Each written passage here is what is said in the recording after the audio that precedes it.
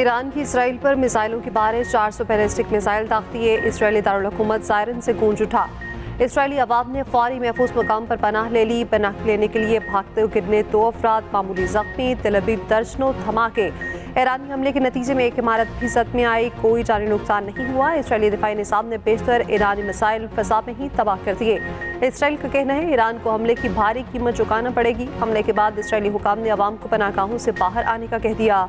Israel की फ़ज़ाई हदूद में भी दोबारा खोल दी गई है।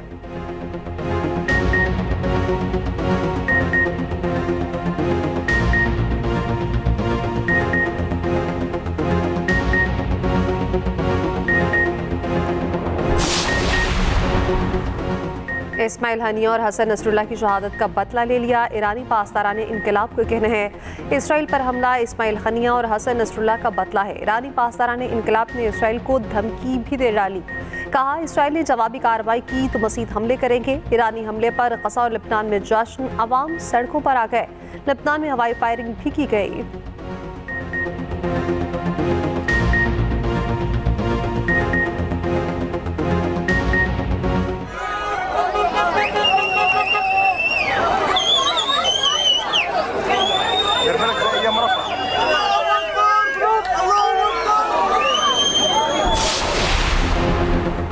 अमेरिका इसराइल के दिफा में सबसे आगे। अमेरिकी सदर जो बाइडन का इसराइल का हर सूरत दिफा करने का ऐलान। अमेरिकी अफवाज को ईरान के मिसाइल गिराने का हुक्म दे दिया। ईरान के इसराइल पर हमले की पेश नज़र हंगामी कौमी सलामती का इजलास तलब। सूरत हाल का जायजा लेकर इसराइल को हमले से आगाह किया।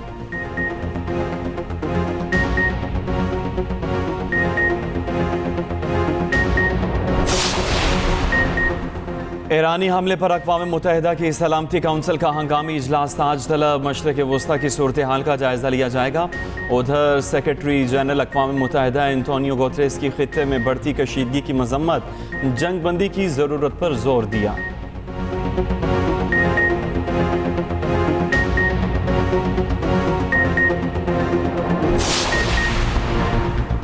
PIA ने ईरान की फ़ज़ाई हदूद इस्तेमाल करने पर पाबंदी लगा दी। तर्जुमान PIA का कहना है सूरत हाल वाज़ेह होने तक ईरान की फ़ज़ाई हदूद इस्तेमाल नहीं की जाएगी।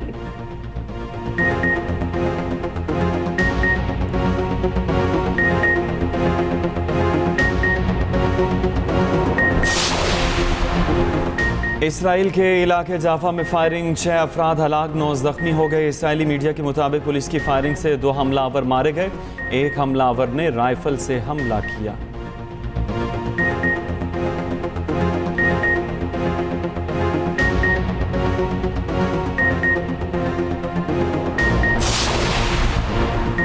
इसराइल का फ़ज़ाई दिफाई निज़ाम कई तहों पर मुश्तमिल। आयरन डोम छोटे हमलों को रोकता है और बड़े हमलों को रोकने के लिए सलाहियत रखता है। उधर ईरान की मिसाइल कुव्वत मशरिक़ वस्ता में सबसे बड़ी है। आईनी अदालत में जस्टिस फाइज ईसा बैठे हैं। जस्टिस मंसूर, हमें कोई मसला नहीं। आईनी तरमीम से मुतल्लिक मौजूदा चीफ जस्टिस के लिए जद्दोजहद नहीं कर रहे। मेरा नहीं आपका एजेंडा है, किसी खास शख्सियत के लिए हो सकता है। बिलावल भुट्टो जरदारी का वाज़ेह और दो टोक मौक़िफ़। बलोचिस्तान हाईकोर्ट बार से खिताब करते चेयरमैन पीपल्स पार्टी ने कहा काजी फाइज ईसा वो चीफ जस्टिस हैं जो कहते हैं मैं पार्लिमान और आइन को मानूंगा। जस्टिस मंसूर अली शाह का भी बड़ा एहतराम करते हैं। पहली बार जस्टिस काजी फाइज ईसा और जस्टिस मंसूर के दौर में उम्मीद नजर आ रही है। आइन कहेगा आईनी अदालत होगी तो आपको मानना पड़ेगा। हमें मुकद्दस गाय का तस्वुर ख़त्म करना होगा। आप चाहते हैं फैसले होते रहें और कोई सवाल भी ना हो। क्या आज़ादी इजहार ये है आप फैसला दें और वज़ीर आज़म को निकाल दें। आप 18वीं और 19वीं तरमीम में तब्दीली करें और हम चूं तक ना कर सकें। कोई जज ना मैं लगाऊंगा ना कोई और। ये सिस्टम के तहत होगा। किसी का रास्ता रोकने या रास्ता बनाने के लिए कानून नहीं बनाएंगे। महंगाई 4 साल की कम तरीन सतह पर। इदारा शुमारियात के मुताबिक सितंबर में अफराद ज़र की शरह 6.93% रिकॉर्ड की गई। खाने पीने की 16 अशिया की कीमतों में कमी। वज़ीर आज़म शहबाज शरीफ का इज़हार तशक्कुर। कहा पाकिस्तान के डिफ़ॉल्ट की ख्वाहिश करने वालों का मंसूबा नाकाम हुआ। कौम ने गुज़श्ता बरसों में एक गिरोह की नाअहली की वजह से मुश्किलात काटी। महंगाई गुज़श्ता 44 माह की कम तरीन शरह पर आ गई। आवाम से किए गए अहद की पासदारी में कामयाबी मिलना शुरू हो गई। महंगाई की शरह में कमी से आम आदमी को रिलीफ मिलेगा। शरह सूद में कमी से कारोबारी सरगर्मियों में इजाफा होगा। पहले दिन से अवामी रिलीफ के लिए इक़दामात को अव्वलीन तरजीह बनाया। IMF प्रोग्राम के इजरा से मईशत में मज़ीद इस्तेहकाम आएगा। तरक्की का सफ़र 2018 में जहाँ रुका था वहीं से दोबारा शुरू हो चुका।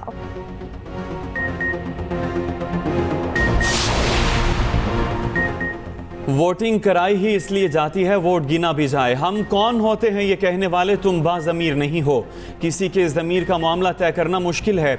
जो लोग पार्टियां बदलते हैं इन्हें ज़मीर वाला समझें या नहीं। जब आइन वाज़े है तो इसमें अपनी तरफ से कैसे कुछ शामिल किया जा सकता है। चीफ जस्टिस गाजी फ़ाइज़ ईसा के आर्टिकल 63 नज़रसानी केस में रिमार्क्स। एडिशनल अटॉर्नी जनरल ने अदालत को बताया 63 की तशरीह के फैसले में डिसीट करने का हुक्म नहीं। कहा गया है वोट कास्ट नहीं होगा। चीफ जस्टिस ने कहा जब आइन में लिख दिया गया ना अहल रुकन डी सीट होगा तो डी सीट ही होगा। अदम एतमाद में वोट गिना ही ना जाए तो वज़ीर आज़म हटाया ही नहीं जा सकता। लगता है आर्टिकल 63 का फैसला तहरीक अदम एतमाद को गैर मौसर बनाने के लिए था। सुप्रीम कोर्ट बार के वकील शहजाद शौकत ने कहा यह फैसला आइन दोबारा लिखने जैसा है। चीफ जस्टिस ने कहा जो उसूल दूसरों के लिए हैं उसका इतलाक हम पर भी होता है। सुप्रीम कोर्ट बार एसोसिएशन और पीपल्स पार्टी की हुकूमत की नजरसानी अपील की हिमायत, तहरीक इंसाफ की मुखालफत।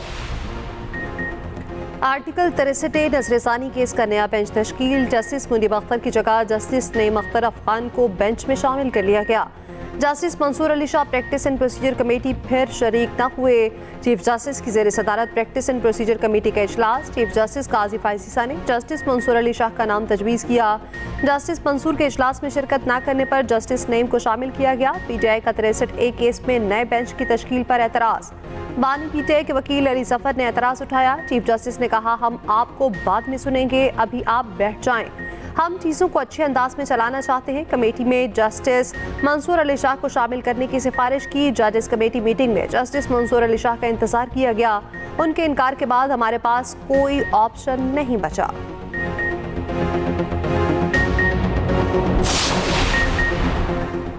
तहरीक इंसाफ के सेनेटर अली जफर ने आर्टिकल 63 की तशरीह पर नजरसानी बेंच को गैर आइनी करार दे दिया। कहा बेंच में जस्टिस मुनीब अख्तर नहीं थे। जब तक जस्टिस मंसूर अली शाह बेंच तश्कील करने वाली कमेटी का हिस्सा नहीं, बेंच कबूल नहीं। आज बिल्कुल यकतरफा बहस हुई।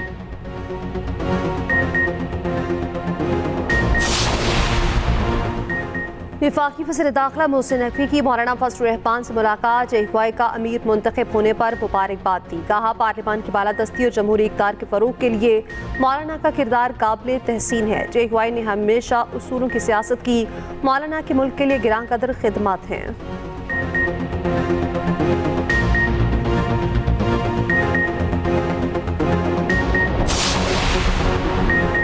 पाकिस्तान तहरीक इंसाफ और जमात इस्लामी के दरमियान मुज़ाकरात। मीडिया से गुफ्तगू में बैरिस्टर गौहर ने कहा कोई भी तरमीम रात के अंधेरे में नहीं होनी चाहिए। हम आवाम में एक ही मौक़िफ़ लेकर चलेंगे।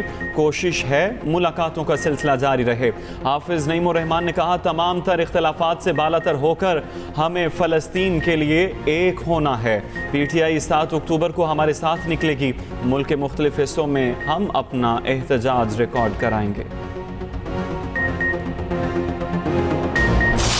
बतौर वज़ीर आला एक प्राइस कंट्रोल कमेटी बता दें। आपकी वज़ीर तो सारा दिन बंदे इकट्ठे करने में मसरूफ़ हैं कि हमने लश्कर कशी करनी है, बंदे इकट्ठे करो। जो ये इक़दाम कर रहे हैं उस पर इंशाअल्लाह ताला कानून भी हरकत में आएगा। फ़लस्तीन के मामले पर जितनी ज़ोरदार और तवाना आवाज़ वज़ीर आज़म साहब की वहाँ पर रही, पूरी दुनिया ने उसकी गवाही दी। पाकिस्तानी वफ़द ने वज़ीर आज़म शहबाज शरीफ की सरबराही में वहाँ से वॉकआउट किया। जब हम फ़लस्तीन के सदर महमूद अब्बास को मिले तो वज़ीर आज़म शहबाज शरीफ का बाजू पकड़ के उन्होंने कहा कि आप मेरे भाई हैं।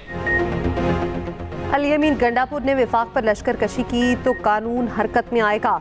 विफाकी हुकूमत की वार्निंग। वज़ीर इत्तलात अता तारड़ ने कहा PTI मुल्क को गैर मुस्तहकम करना चाहती है। ये मईशत की बेहतरी को सबूताज करना चाहते हैं। सरकारी वसाइल को इस्तेमाल करके विफाक पर लश्कर कशी नाकाबिल कबूल है। 10 वसीर गाड़ियों और सरकारी अफराद के साथ इनकलाब नहीं आता। ये भी कहा फ़लस्तीनी सदर ने वज़ीर आज़म का बाजू पकड़ कर कहा आप हमारे भाई हैं। वज़ीर आज़म की क़यादत में हमने इसराइली वज़ीर आज़म के खिताब का बॉयकॉट किया। पाकिस्तान की ख़ारजा पॉलिसी मुस्बत अंदाज से आगे बढ़ रही है। महंगाई मज़ीद कम हो गई। दुनिया हमारी मईशत तेजी से बेहतर होने का एतराफ़ कर रही है।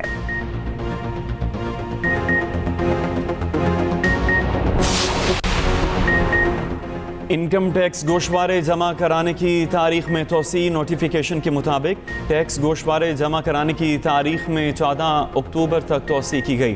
तारीख में तोसी ताजिर तंजीमों के मुतालबे पर की गई। FBI सितंबर में हदफ से 11 अरब से ज़ायद रेवेन्यू इकट्ठा करने में कामयाब। पहली समाही में अभी भी 101 अरब रुपए के शॉर्टफॉल का सामना।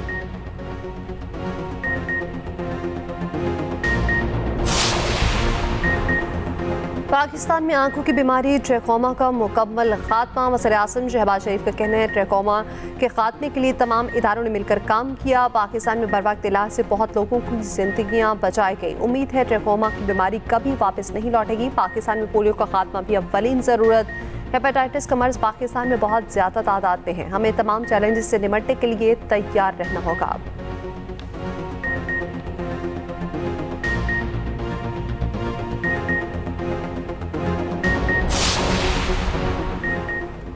वज़ीर आला खैबर पख्तूनख्वा अली अमीन गंडापुर की बानी PTI से अडियाला जेल में मुलाकात। मुल्की सियासी सूरत हाल और पार्टी उमूर पर गुफ्तगू। मुलाकात के बाद अली अमीन गंडापुर मीडिया से गुफ्तगू किए बगैर चले गए।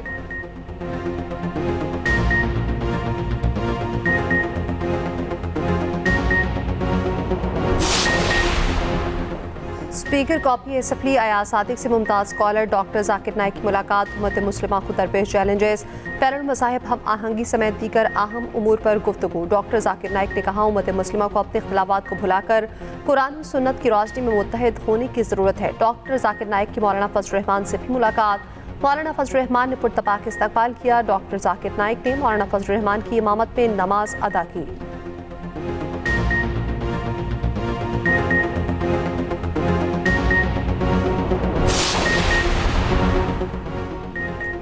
कराची गुलशन मेमार एहसनाबाद के करीब ज़ेर तामीर इमारत का एक हिस्सा धंस गया। मलबा गिरने से 2 अफराद जख्मी। 4 मंजिला इमारत टेढ़ी होने पर खौफ व हिरास।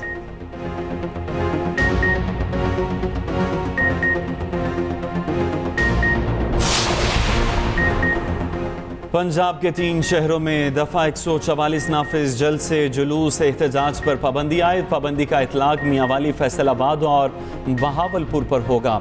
मियांवाली में 3 दिन के लिए रेंजर्स भी तैनात। फैसला दहशत गर्दी के खतरे के पेश नज़र किया गया। नोटिफिकेशन जारी।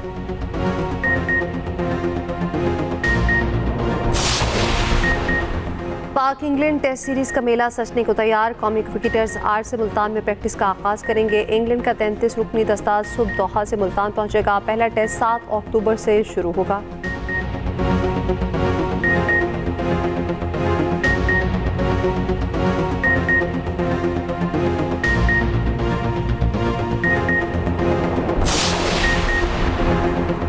भारत की तेज तरीन बैटिंग ने मैच बना दिया। कानपुर टेस्ट में बांग्लादेश को 7 विकेटों से शिकस्त। भारतीय टीम ने तेज तरीन गेम का रिकॉर्ड बना लिया।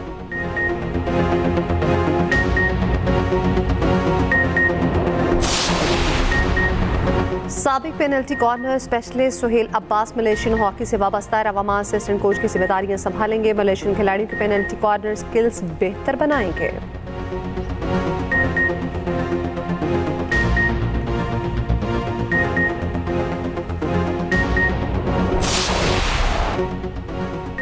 क्रिस्टियानो रोनाल्डो के गोल ने फतह यकीनी बना दी। AFC चैंपियंस फुटबॉल लीग में सऊदी अल नसर ने कतरी अल रियान को शिकस्त दे दी।